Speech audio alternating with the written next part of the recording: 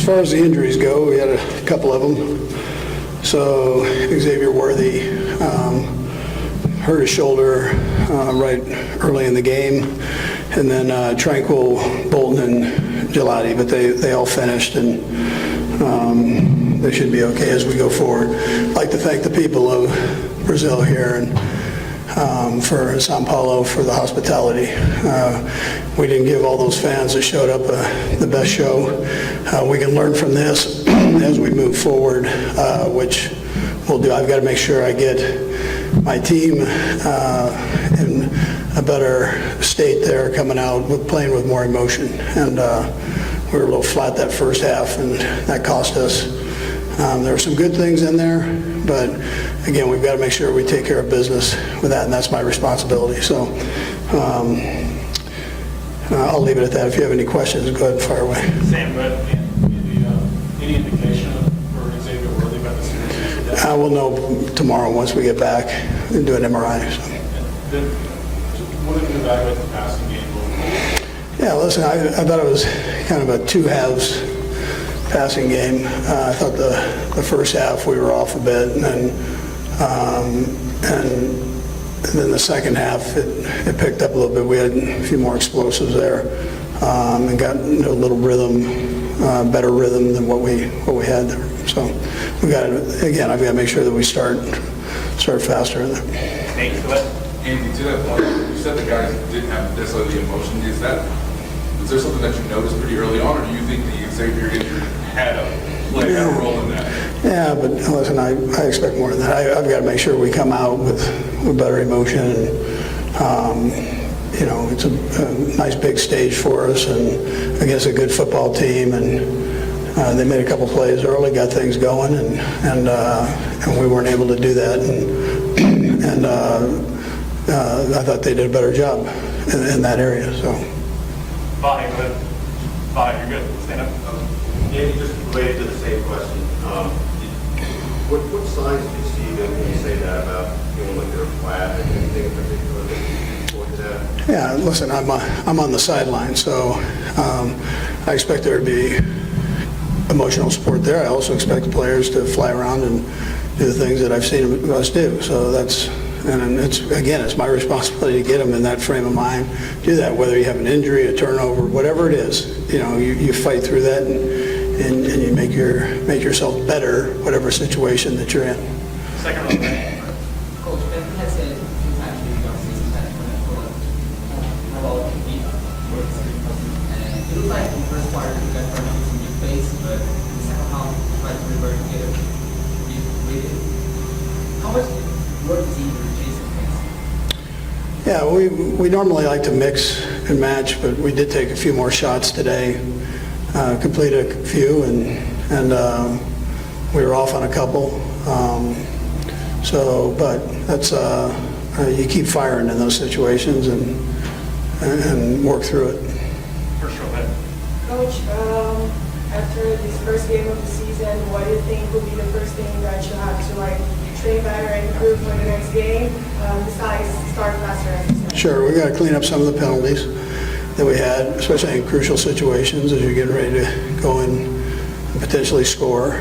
And so we got to take care of that. I expect more from our guys than that. And then there's some little mistakes here and there that we'll take care of too. Steve, go ahead.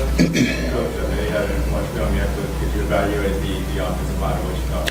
Yeah, listen, I thought we did a decent job up until that, the last drive there. I thought there was pressure on Patrick when we had to throw the football. Just absolutely, and you got to bear down. That's again, got to be in a certain frame of mind to do that. It's a good learning experience. Up to that point, though, I thought they really handled it well. And what you saw from Josh Simmons? Yeah, you know what? I think he did okay. I've got to check the tape out for individual guys on that. First row. Coach, we know that we're like close to the Brawl game today. Mahomes had the most rushing yardages. How do you manage to prevent that when that next coming game and the Eagles and the rest of the season? Sure. Yeah, Pat's always going to get his runs in. that's just how that goes, and we don't plan for those. We've got to do even better in that area. We can do a better job there. So we'll keep working on the run game and make sure we can get our yards per carry up a little bit higher with the running backs. Do a couple more, but second one. Coach, the Chiefs have played a few international games like Mexico City, London, Munich, now Brazil. I'd like to ask you what stood out about Brazil, about São Paulo, seeing the atmosphere in the stadium in relation to these other cities? Yeah, sure. Now listen, the people were phenomenal. The people that we ran into, fans, whether it was at the airport, whether it was today on our travel here and throughout the game. So, and then the people at the hotel, I thought, did a great job. So my hat goes off to the Marriott and the folks there for really having a great plan for us. What about the crowd? Yeah, that's what I was saying earlier. The crowd was great. Yeah, the crowd was great. Passionate. I got goosebumps on the national anthem there, your national anthem, Brazilian national anthem. I mean, that was special. Everybody participating there like that. We'll go last two, Sam and then Nate. What's in? Andy, obviously, Justin Herbert's a great player, but what about their scheme and their passing? Yeah, listen, I thought Jim had a great plan there, he and his staff, and they executed, and their underneath game was good. Possession throws were good. They didn't really hit too many deep ones, but the ones that that intermediate range, I thought they did a nice job with. Nate? Andy, it seemed like on the last third down that Chris went inside and Greg contained. Just what is your evaluation on the front four right now when you guys aren't blitzing quarterback?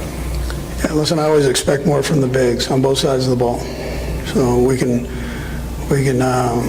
do better in those two areas for sure. Oh, I mean, that's where it all starts, right? So, and so we can do a better job. We will do a better job. Thanks, Coach. All right. Good. Travis Kelce escaped unharmed after a shocking clash with Los Angeles Chargers powerhouse Tier Tart, as explosive tempers threatened to erupt during Friday's high-stakes NFL showdown in Brazil. The Chiefs' star tight end and Tart ignited. Drama when Kelce's aggressive blocking on a crucial drive, one that ended in a Patrick Mahomes touchdown, sparked Tart's fury. Unable to contain himself, the 6'2", 315-pound defensive tackle suddenly lashed out, smacking Kelce across the helmet with an open palm.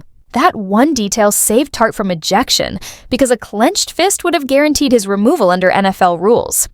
In a stunning display of composure, Kelce showed zero rage, simply shrugging off the blow before appealing calmly to referees for justice. Fans held their breath as the tension lingered, with the clash setting a dangerous tone on the field. For Kelce, it was shaping into another turbulent night in São Paulo, made heavier by the absence of his fiancée Taylor Swift, whose missing presence left him without her powerful support in the stands. By the close of the third quarter, Kelce had managed just a single catch for 10 yards, leaving fans restless. But he delivered the perfect answer early in the fourth, hauling in his second reception of the night and storming into the end zone to ignite a thrilling finale. In a twist of irony, the Chiefs went for two following Kelce's touchdown, yet Patrick Mahomes' pass to Noah Gray was batted away by Tart's open palm, preserving his team's narrow 2-point edge. That defensive stand looked destined to be a pivotal moment. On the very next possession, Justin Herbert connected with Quentin Johnson for his second touchdown of the evening, stretching it into a 2-score contest with just over 5 minutes left to play. For context, Travis Kelce managed only 3 touchdowns in 2024, the second lowest tally of his career, trailing only his rookie campaign when he failed to score in a single appearance. This year, however, he already has one too, his name. That came on a 37-yard strike from Patrick Mahomes with 12:04 remaining in the fourth quarter. Again, the Chiefs sought 2 points to even it up, but Tart broke up Mahomes' attempt to Noah Gray. Earlier in the game, Tart delivered an open-handed slap to the helmet of Kelce, resulting in a 15-yard penalty. The Chargers currently hold a 20-18 lead. Kelce has 2 receptions for 47 yards, while Mahomes has completed 20 of 31 attempts for 194 yards. Mahomes has also rushed for 57 yards and a touchdown on 6 carries. Los Angeles Chargers defensive lineman Tart avoided ejection after striking Kansas City Chiefs star Travis Kelce with what appeared to be a punch, but officials ruled it open-handed. Rules analyst Terry McCauley clarified the decision during the broadcast. According to NFL officiating authority Walt Anderson, the explanation was that open-hand contact to the head does not qualify as a disqualifying offense. McCauley emphasized that in this instance they deemed it simply an open-hand strike, not a closed fist, not a punch, and therefore it did not merit disqualification. Instead, Tart was penalized for unnecessary roughness, costing his team 15 yards. Immediately after, quarterback Patrick Mahomes powered in for a touchdown from the Chargers' 11-yard line.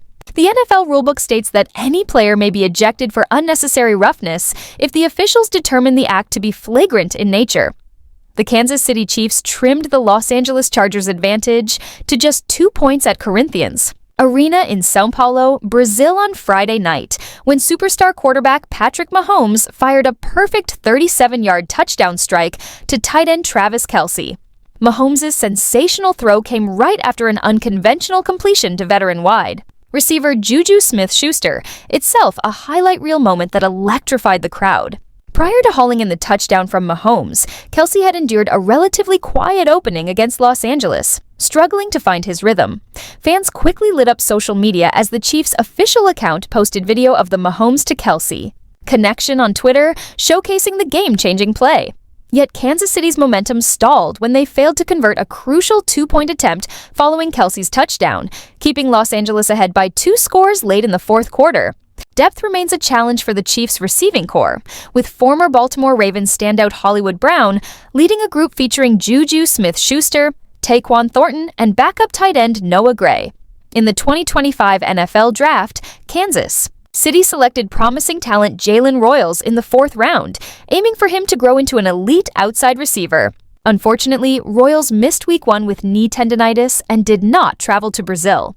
In response to the team's thin receiving corps last season, Kansas City GM Brett Veach executed a major move by trading for superstar wideout DeAndre Hopkins from the Arizona Cardinals.